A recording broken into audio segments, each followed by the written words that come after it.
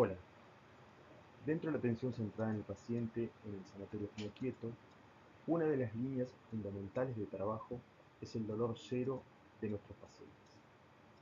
La clase que escucharemos a continuación nos informa de los conocimientos mínimos necesarios para la evaluación del dolor y las estrategias farmacológicas a utilizar su tratamiento, haciendo énfasis en el dolor agudo.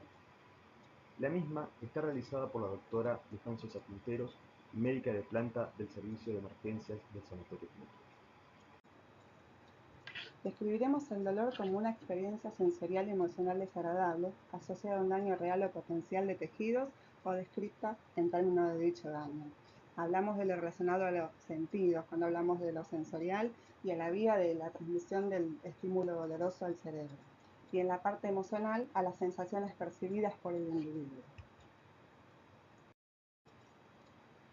Podemos agregar que es una experiencia singular y subjetiva de cada individuo, que el umbral es diferente en cada paciente, que cada paciente reacciona de manera distinta ante el mismo estímulo y que lo que para un paciente puede ser doloroso, para otros pacientes incluso puede ser placentero. Esto habla de las experiencias propias del individuo, de los antecedentes pasados de respuestas a estímulos dolorosos, de lo que conlleva ese estímulo de dolor a experiencias vividas previamente. Por lo tanto, podemos decir que no existe una relación lineal entre el estímulo y la sensación percibida por el paciente. La anatomía y la fisiología no son suficientes para explicar las diferencias o variaciones culturales, sociales, personales o de circunstancias que afectan a cada individuo en cada acontecimiento particular de dolor. Por lo tanto, el dolor es el producto final de todo lo que hemos dicho.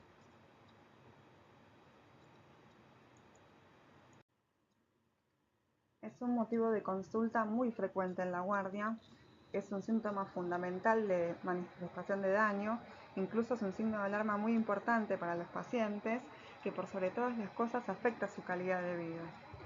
Pero el problema que tenemos es que muchos de estos pacientes no son tratados o son insuficientemente tratados o inadecuadamente tratados. Más de uno tiene contraindicado incluso el tratamiento que está recibiendo. Por eso es fundamental que nos capacitemos para poder detectar estos pacientes y ofrecerles el tratamiento correcto. Y ahora que marcamos la importancia del dolor, nos preguntamos cómo medirlo. Y tenemos que decir que no existe ningún parámetro bioquímico, que no tenemos ningún estudio por imágenes y no existe ningún estudio dinámico ni estático que pueda demostrarlo. Lo único que tenemos es lo que manifiesta el paciente. Entonces señalamos la importancia de la subjetividad y de la individualidad del dolor y lo importante que es lo que nos relata el paciente. Nos marcaremos como objetivo interrogar acerca del dolor. Debemos preguntarle siempre al paciente si tiene dolor, registrarlo en la historia clínica, tratarlo de forma rápida y eficaz y, una vez iniciado el tratamiento, monitorizar su evolución. Es muy importante que hagamos el interrogatorio, que nos tomemos el tiempo de preguntar al paciente qué es lo que le duele y, sobre todas las cosas, tratarlo. No olvidarnos de que el paciente tiene dolor. Tenemos algunas manifestaciones clínicas que nos pueden ayudar un poquito a la hora de la evaluación del dolor.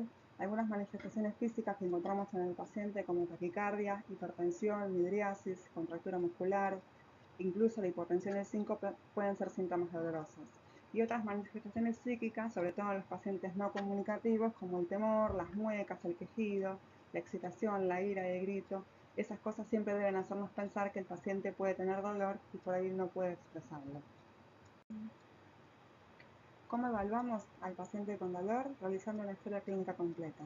Un examen físico detallado, donde conste la medicación habitual, donde se pregunte acerca de alergia a medicamentos y sobre todo donde podamos escribir la historia del dolor. Con la regla mnemotécnica Alicia, uno siempre se va a acordar de cómo apareció, dónde se localiza, qué intensidad tiene, qué características, si pincha, si quema, si es la cera, si aprieta, dónde se irradia o si se localiza en un solo lugar y no irradia, y sobre todo qué factores lo agravan y cuáles los alivian. Bueno, y para valorar la intensidad, contamos con la escala visual análoga. Esta pequeña escala, donde se representa un número de 0 al 10, y donde podemos asociar en este caso las caritas de acuerdo a la expresión de dolor y le mostramos al paciente nuestra escala y él puede asociar lo que él siente con lo que ve en la escala. Del 0 no tiene dolor, del 10 el dolor es muy intenso o es el peor dolor que haya sentido, y en base a eso uno puede armar el esquema analgésico al paciente, como lo vamos a mostrar más adelante. Una vez que evaluamos la intensidad del dolor, vamos a utilizar nuestra escala de evaluación analgésica de la OMS y vamos a ver que el dolor leve, moderado, severo se condice con nuestra escala de primer, segundo y tercer escalón. Entonces esto nos ayuda para poder elegir el esquema analgésico preciso para este paciente. Dolor leve, primer escalón, AINES y paracetamol, estos se pueden asociar. Muy importante no superar dosis máximas de AINES, no aumentar analgesia aumentando con otro AINES, o sea, recordemos que tiene el techo y la dosis máxima debe ser respetada. Una vez que superamos la dosis máxima de uno, no debemos indicar otro. En el segundo escalón, usamos opiáceos débiles para ahorrar AINES, en el caso de la asociación, o podemos usarlos solos si uno no tiene un dolor de tipo inflamatorio. En el tercer escalón, en el dolor severo, no queda duda, los opiáceos fuertes, podemos asociar los AINES y en los 3 niveles podemos asociar coadyuvantes, que es toda aquella medicación que no tiene como un fin analgesia, pero que tiene como un efecto secundario el efecto analgésico. Incluso puede ser medidas que no sean medicación, como usar hielo o inmovilizar al paciente. Es muy importante la utilización de la escala para catalogar al paciente, para que cada paciente reciba el tratamiento que necesita. Entonces, para empezar, vamos a marcar las reglas generales, ¿sí? La vía oral siempre es la elegida. Siempre que el paciente tenga disponible esta vía, va a ser la que preferimos.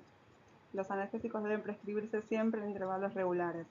Dejar a un paciente con la analgesia solo sin dolor, cuando sabemos que nuestro paciente va a tener dolor por la patología que tiene, no sería la mejor idea.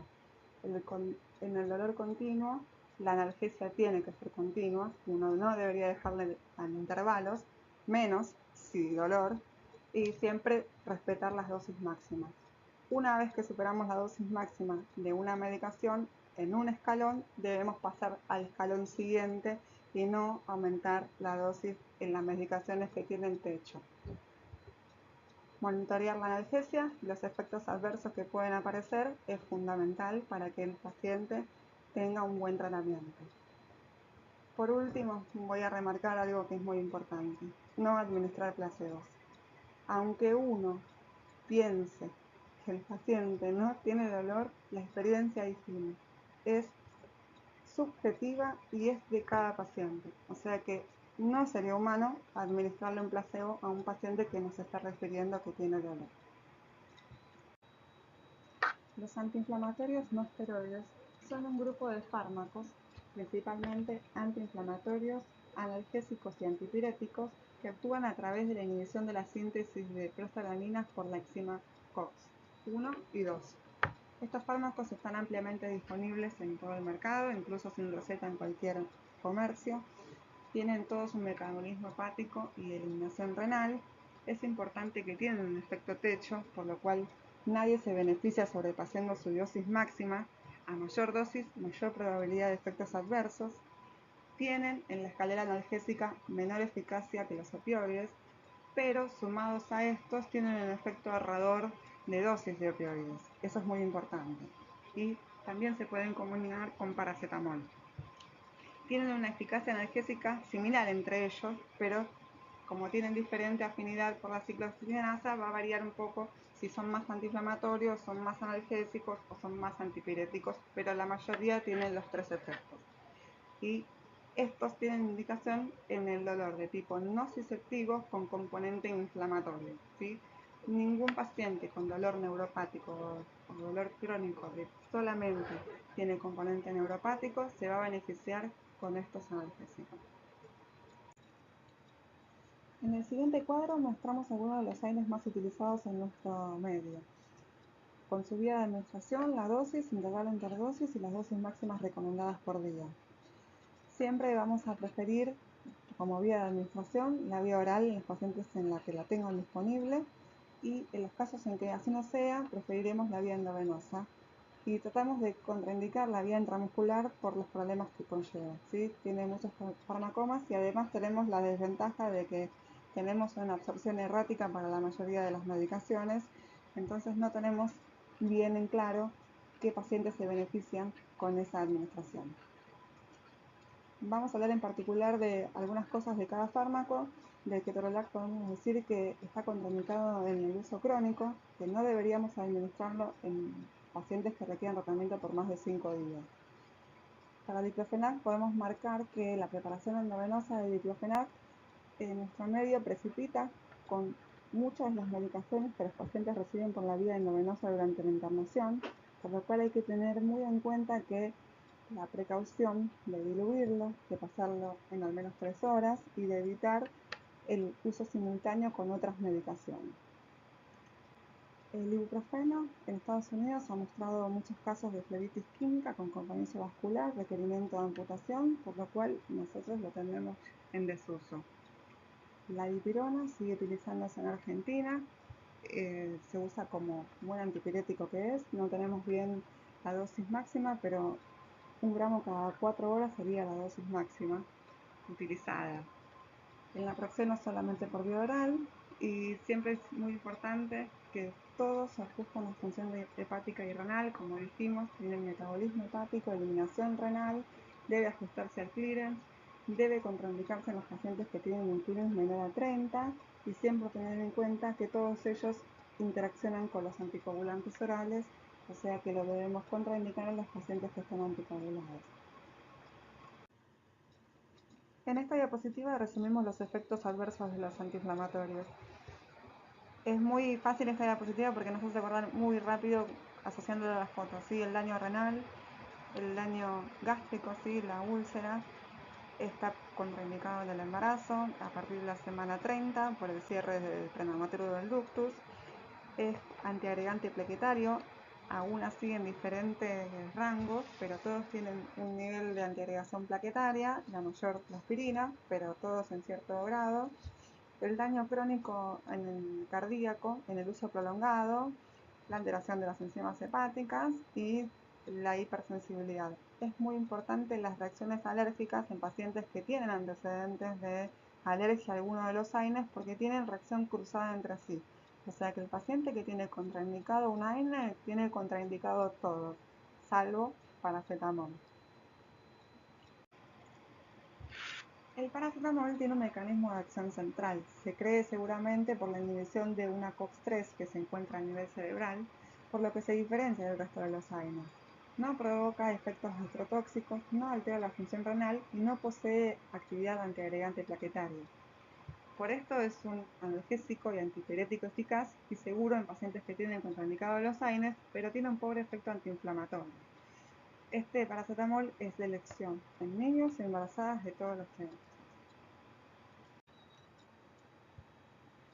La dosis de paracetamol es de máximo 4 gramos, se puede dar en intervalo cada 6 horas y la vía de administración, la vía oral, y actualmente está disponible la vía endovenosa. Es importante respetar la dosis máxima por el riesgo de toxicidad hepática, ¿sí? Los mayores de 4 gramos están asociados a insuficiencia hepática. Especial atención cuando se utiliza con otros analgésicos que poseen paracetamol en su presentación para no sobrepasar la dosis máxima. Los opioides son todas aquellas drogas derivadas del opio que tienen su acción uniéndose al receptor opioide. Este receptor se encuentra en el sistema nervioso central, en la médula espinal y a nivel periférico. Y todos sus efectos son antagonizados por la naloxona. En este cuadro los comparamos a los 4 de acuerdo a la acción que tienen una vez que se unen al receptor.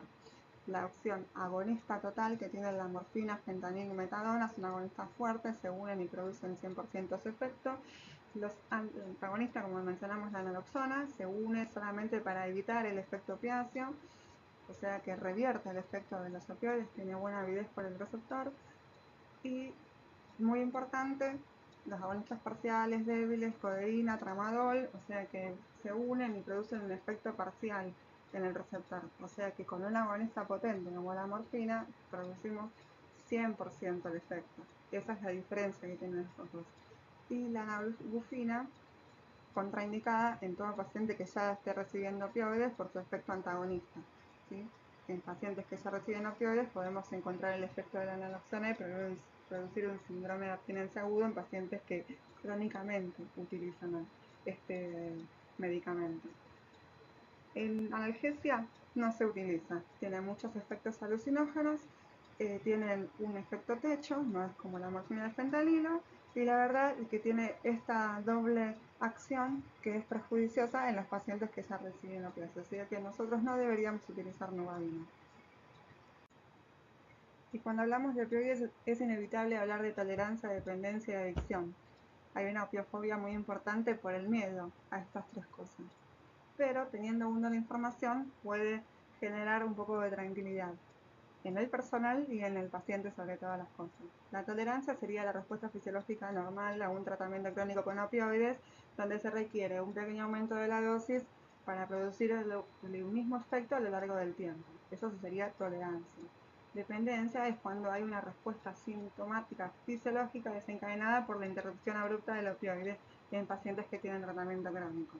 Y adicción sería el comportamiento normal que tiene el paciente incompulsivo por recibir la droga. Todas estas cosas existen, sí es cierto que hay pacientes que tienen mayor predisposición, que son los pacientes que tienen antecedentes de adicciones, pero ninguno de estos es una razón para evitar el uso de los opioides en los pacientes que tienen dolor severo y agudo. El metabolismo hepático para todos y la eliminación renal. Los efectos adversos más frecuentes, náuseas y vómitos, son los más vistos, y la constipación en el tratamiento crónico. Lo importante es que náuseas y vómitos es un efecto al cual los pacientes se acostumbran. Por lo general, entre 5 y 7 días los pacientes ya no tienen náuseas ni vómitos con el uso de la medicación. Tenemos medicación coadyuvante para evitar esta situación, así que es algo que se puede tratar. La constipación es algo que acompaña al tratamiento crónico. Mientras que dure el tratamiento con opiáceos, permanecerá la constipación. Es cierto que algunos opiáceos son más constipantes que otros, como el tramadol, entonces lo más importante es tratarlo, ¿sí? Cambiar la dieta del paciente, recordárselo, que haga un monitoreo de su catarsis, y en todo caso podemos agregar algún laxante para evitar la constipación. Dentro de los síntomas del sistema nervioso central, euforia, sedación en otros casos, convulsiones, la neurotoxicidad por opiáceos existe, paciente con delirio, con excitación, convulsiones, no se ve frecuentemente, sí por ahí en pacientes en los que uno escala la dosis muy rápido y a dosis muy alta. Por eso, si empezamos de a poco y vamos de a poco, es bastante infrecuente. La depresión respiratoria es algo que muchos médicos tememos. Aparece en unos pocos minutos luego de la administración y luego de una hora de la endovenosa, y luego de una hora de la administración subcutánea. Por eso, si uno va viendo el paciente, lo va controlando, va viendo si se duerme, no se duerme, cuando uno va ajustando la dosis, es lo más importante para poder evitar que tengamos alguna complicación. ¿Sí? Recordemos que siempre tenemos la naloxona que va a contrarrestar el efecto de nuestra opiáceo. La retención urinaria, el prurito, la tolerancia y la dependencia son menos frecuentes, ¿sí? El prurito por ahí es bastante frecuente con la morfina, ¿sí? Porque tiene una pequeña liberación de histamina, no tanto con el fentanilo, que no tiene ese efecto. Este cuadro nos muestra los opioides débiles en su vía de administración, la dosis, el intervalo y sus dosis máximas, ¿sí? Codeína, muy conocida por todos, muy utilizado, entre 30 y 60 miligramos la dosis, siempre viene asociada con paracetamol en las presentaciones que manejamos, el intervalo entre cada 4 a 6 horas y la dosis máxima de 360 miligramos. La presentación viene el Doloflex común de 30 miligramos y el fuerte de 60 miligramos. De acuerdo al paciente, manejaremos este rango de dosis. El tramadol en dosis de 25 a 50 miligramos, su vía de administración oral e intravenosa. La dosis máxima son 400 miligramos por día. Se ajusta en la insuficiencia renal con un máximo de 200 miligramos. El intervalo entre dosis puede variar entre 6, 8 y 12 horas, de acuerdo al paciente y de acuerdo a la intensidad de dolor que tenga y cómo vaya evolucionando. Todos tienen un efecto de techo analgésico, vimos que todos tienen una dosis máxima y todos se ajustan a la función renal. Ahí marqué en particular la del tramadol porque es una medicación que utilizamos bastante, con frecuencia, pero todos deberían ajustarse. Comparado a los opioides fuertes, producen menor depresión respiratoria y menor grado de dependencia y tienen menos intolerancia oral y constipación que la morfina, siempre. Al ser más débiles tienen los mismos efectos de los otros, pero en menor cuantía. Muy importante recordar toda esta medicación, tratar de no dar codeína más paracetamol y tramadol, poder usar uno de los tres. Nosotros no utilizamos dextropropoxifeno. Esta medicación fue retirada del mercado en el 2010 en Europa y en Estados Unidos. Tienen un alto riesgo de cardiotoxicidad con producción de arritmias forzada de punta. En la Argentina la medicación se sigue vendiendo con doble receta, los tres son doble receta, pero como no se han informado al ANMAT casos de arritmias asociadas a la medicación, se sigue vendiendo normalmente. La verdad es que debemos evitarlo. Todo el mundo la dejó de usar ya hace bastante tiempo. Vamos a agregar que la codeína es una prodroga de la morfina, se metaboliza en el hígado, se transforma a morfina y se une al receptor mu. En 7 del 10% de la población no tiene esa enzima necesaria para ese paso, entonces no logra analgesia con codeína, aunque le subamos la dosis, ¿sí? Y hay otros pacientes que son metabolizadores ultra rápido que tienen mucho riesgo de intoxicación aguda porque generan un metabolito que es tóxico, entonces tienen mucho riesgo de aparición de esos efectos adversos del sistema nervioso central, ¿sí? La combinación más disponible es la que tiene asociado el paracetamol, el Dalofex. De tramadol vamos a decir que también se une al receptor mu opiáceo, pero que además tiene un efecto dual porque utiliza la inhibición de la recaptación de serotonina y de noradrenalina como mecanismo de acción. O sea que tiene ahí un efecto extra sobre el dolor neuropático. Por ahí los marco porque los pacientes que tienen dolor neuropático van a estar mucho más beneficiados con el uso de tramadol que con el uso de codeína. El tramadol está también disponible en el medio, asociado a un AINE o asociado a paracetamol. Eso se puede conseguir en cualquier farmacia con doble receta. Una cosa importante que quiero remarcar del tramadol, que no lo acabo de escribir, es que debe ser utilizado con cuidado en los pacientes que tienen convulsiones. En todos aquellos pacientes que tienen por alguna causa disminución del umbral convulsivo y antecedente de epilepsia, el tramadol se tiene que evitar. Llegamos a los opioides fuertes: morfina, fentanilo, metadona. La vía de administración, la dosis inicial, el intervalo y las dosis máximas para todos estos fármacos figuran en la tabla. A modo de poder hacer una comparación entre estos tres, vamos a utilizar una dosis equivalente de morfina, que es la demo de la dosis de morfina oral, para poder tener una aproximación si el paciente estaba tomando fentanilo o estaba recibiendo metadona, tenemos que rotar el analgésico, es para poder tener un punto de partida y poder pasar y rotar analgésicos y mantener la analgesia adecuada en nuestro paciente. Morfina podemos tener en vía oral en solución, pero acá en el sanatorio manejamos la vía subcutánea y la endovenosa, ¿sí? Las dosis iniciales están marcadas: 4 miligramos subcutánea, 2 miligramos endovenosa. La dosis madre de vía oral serían 5 o 6 miligramos. El intervalo de la morfina es cada 4 horas, ¿sí? Recordemos que es cada 4 horas, no deberíamos de administrarlo cada 6. El fentanilo, disponible acá en oral no tenemos, sí lo podemos administrar por vía subcutánea o endovenosa, las dosis están ahí.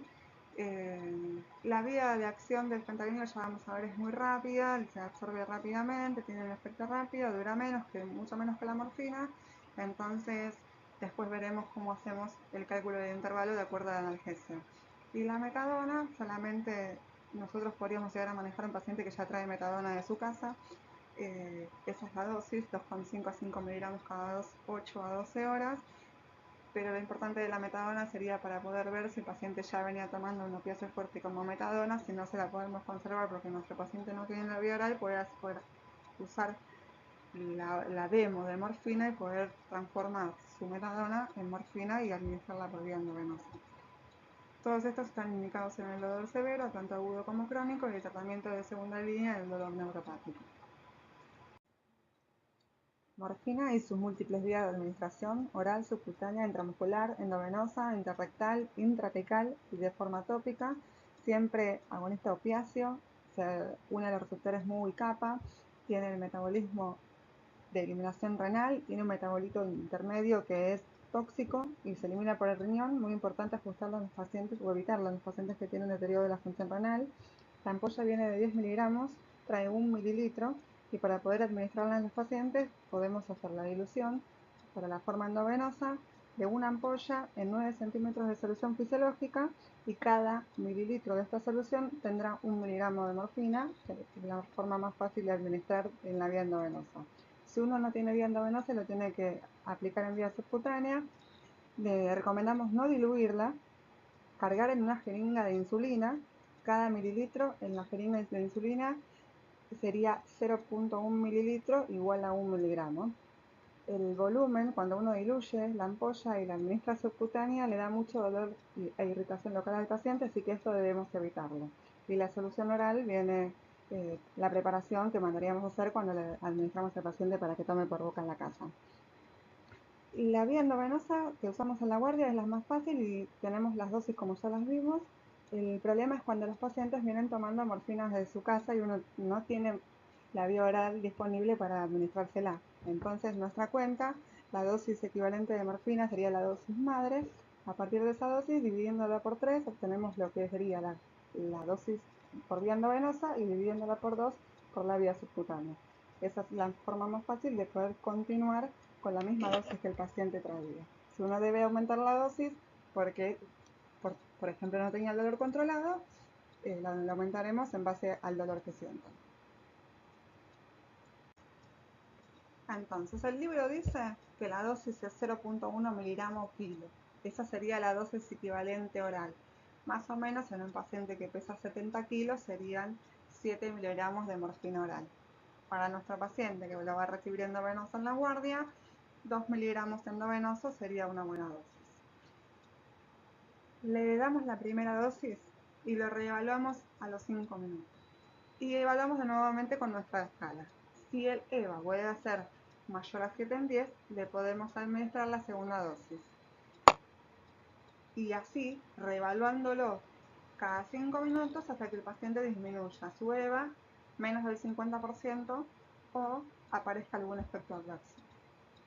Una vez que tenemos esto, que llegamos a la analgesia del paciente, a lo que buscamos, proyectamos la analgesia continua. O sea, a partir de la dosis que administré para conseguir el control del dolor, calculo cuál va a ser la necesidad en las 24 horas. Eso es con un cálculo matemático que ahora vamos a ver.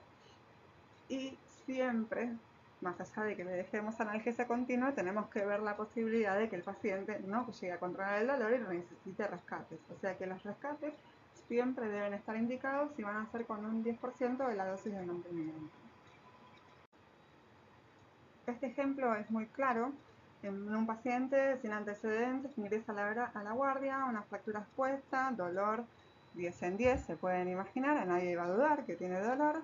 Y entonces la primera acción, iniciamos un rescate de morfina con 2 miligramos, o sea 2 centímetros de la dilución que dijimos al principio si ya tenemos vía. Si no tenemos vía, una buena estrategia antes de movilizar al paciente y cambiarlo de camilla de traslado a la ambulancia es administrar una dosis subcutánea. En este caso le daríamos 4 miligramos por vía subcutánea. Lo reevaluamos a los 5 minutos. El dolor no se modificó. Le damos un nuevo rescate. Lo reevaluamos a los 5 minutos.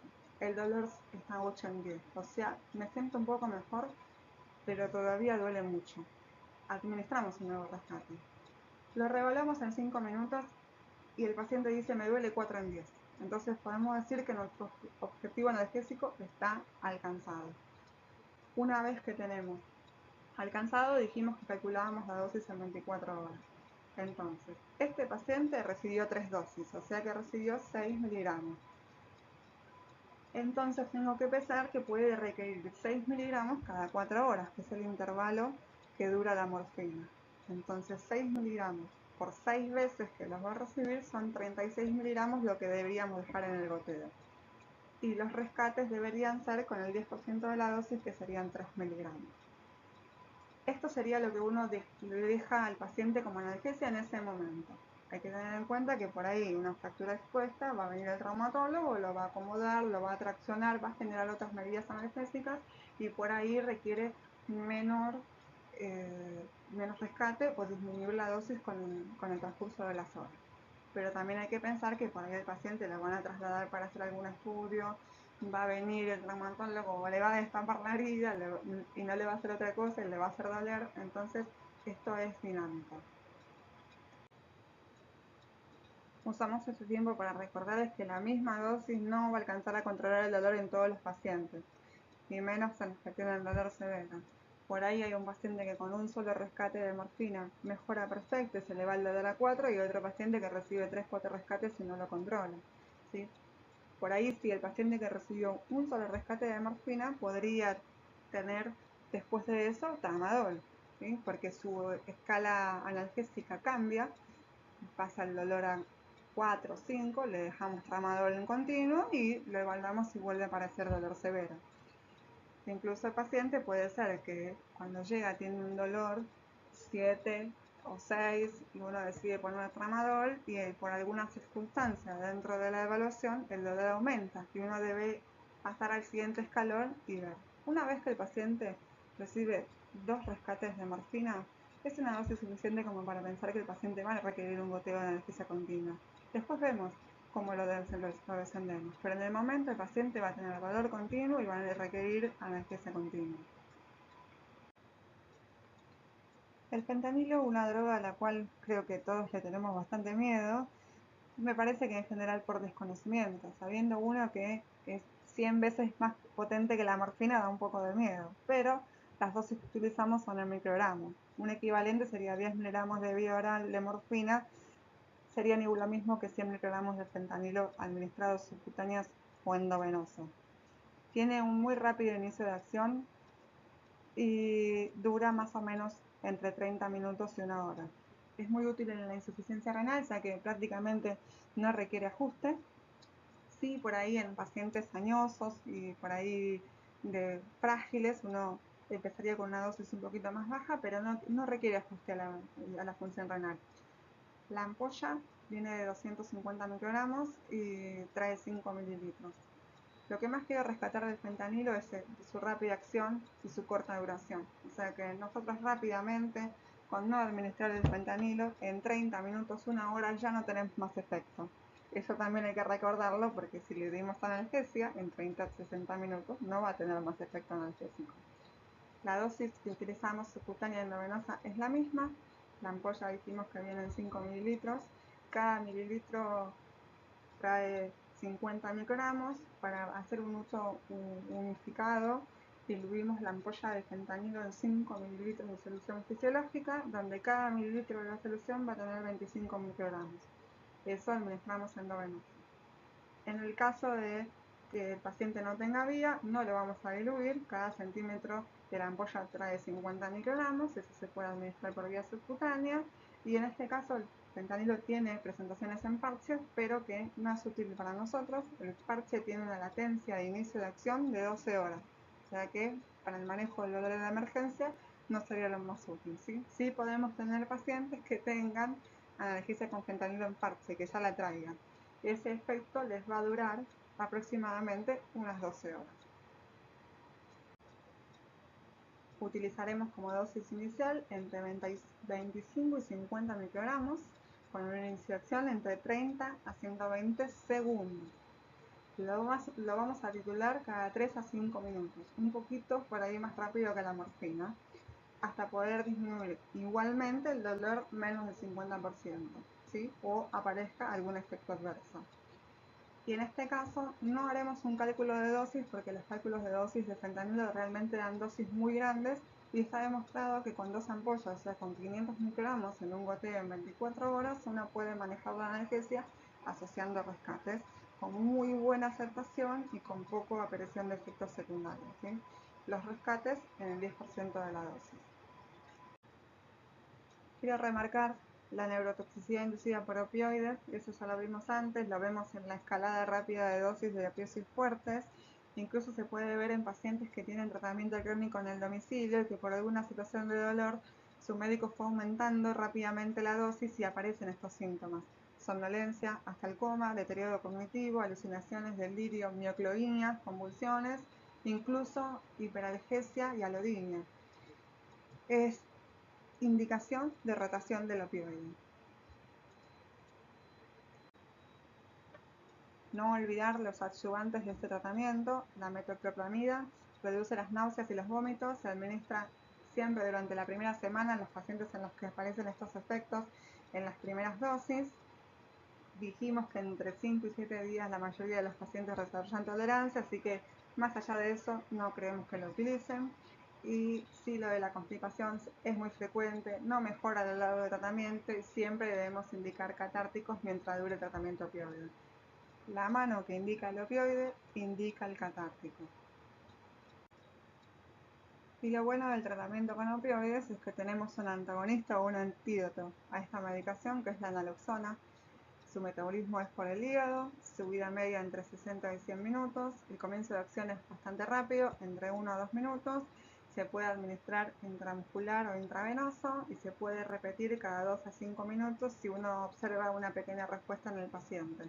La dosis es de 0.01 miligramos kilo o podemos administrar directamente en ampolla 0.4 miligramos como dosis única, y tener en cuenta ir reevaluando y la dosis máxima hasta 20 ampollas. Hay que tener en cuenta que la naloxona no solamente antagoniza el efecto de sedación y depresión respiratoria, sino que también antagoniza los efectos de alergia, sobre todo de morfina, y también las náuseas y la constipación. Incluso hay muchos preparados por vía oral en Estados Unidos que tienen una pequeña dosis de naloxona que atenuaría todos estos síntomas.